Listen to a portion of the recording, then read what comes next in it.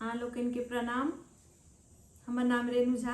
हमर घर जनकपुर। हम अखन अमेरिका से गाबि रहल छी। हम एकटा होली के गीत ल के एलहुँ हँ। होली के अहाँ लोगन के बहुत बहुत शुभकामना। आशा अछि अहाँ सबके नीक लागत। प्लीज नीक लागत तो लाइक सब्सक्राइब कमेंट करब। Thank you. फागुन महीने माँ राम जी पाहुन माँ, फागुन महीने माँ राम जी पाहुन माँ, होली में एला ससुरारी है, होली में एला ससुरारी है, फागुन महीने माँ राम जी पाहुन माँ, फागुन महीने माँ राम जी पाहुन माँ, होली में एला ससुरारी है, होली में एला ससुरारी है, किए बैसक दे बनी राम जी पाहुन माँ, किए बैसक दे बनी राम जी पाहुन माँ, किए बैसक देवन सीता दाई है, किए बैसक देवन सीता दाई है, फागुन महीने माँ राम जी पाहुन माँ, फागुन महीने माँ राम जी पाहुन माँ, होली में एला ससुरारी है,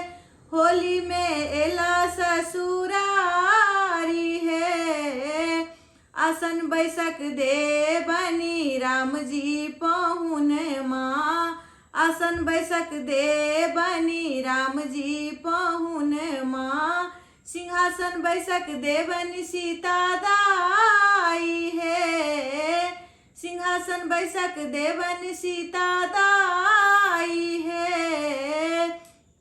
फागुन महीने माँ राम जी पाहुन माँ, फागुन महीने माँ राम जी पाहुन माँ, होली में एला ससुरारी है, होली में एला ससुरारी है, पुआ भोजन दे बनी राम जी पाहुन माँ, पुआ भोजन दे बनी राम जी पाहुन माँ, खोआ भोजन दे बनी राम जी पाहुन माँ, खीर भोजन दे बनी सीता दाई है, खीर भोजन दे बनी सीता दाई है, खोआ भोजन दे बनी सीता दाई है, फागुन महीने माँ राम जी पाहुन माँ, फागुन महीने माँ राम जी पाहुन माँ, होली में एला ससुरारी है, होली में एला ससुरारी है, किनका के हाथ कनक फिचकारी, किनका के हाथ कनक फिचकारी, किनका के हाथ अबीर है, किनका के हाथ अबीर है, राम जी के हाथ कनक फिचकारी, राम जी के हाथ कनक फिचकारी, सीता दाई के हाथ अबीर है, सीता दाई के हाथ अबीर है, फागुन महीने माँ राम जी पाहुन माँ, फागुन महीने माँ राम जी पाहुन माँ, होली में एला ससुरारी है, होली में एला ससुरारी है,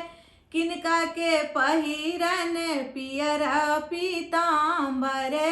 राम जी के पहिरन पियर पीताम्बर, सीता दाई के पहिरन पटो सीता दाई के पहिरन पटोरे है फागुन महीने माँ राम जी पहुन माँ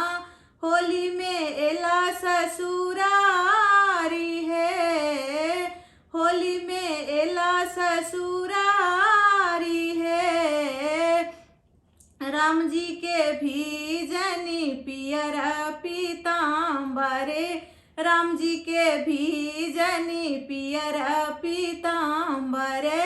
सीता दाई के भीजन पटोरे है